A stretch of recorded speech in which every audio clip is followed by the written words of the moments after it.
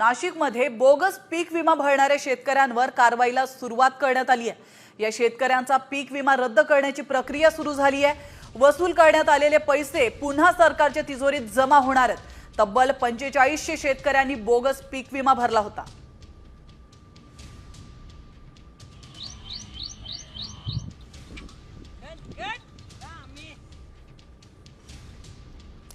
तर आपण पाहतोय बोगस पीक विमा भरणाऱ्यांवर आता कारवाईला सुरुवात झालेली आहे। नाशिकमधून या कारवाईला सुरुवात करण्यात आली आहे। माध्यमातून काय आपल्या सूचना मिळाल्या? आपण खरीप हंगामामध्ये जवळजवळ कांदा पिकाच्या बाबतीत 81,000 शेतकऱ्यांनी भाग घेतलेला होता।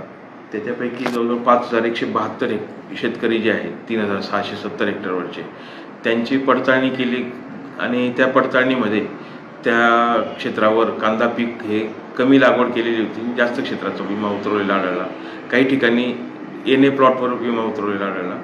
तर हे काही झालं त्याच्यामुळे आम्ही CSC सेंटरवाल्यांना पण आज आपण सूचना दिलेल्या आहेत की त्यांनी कागदपत्र भरताना जाणीवपूर्वक कुठलीही चूक करू नये।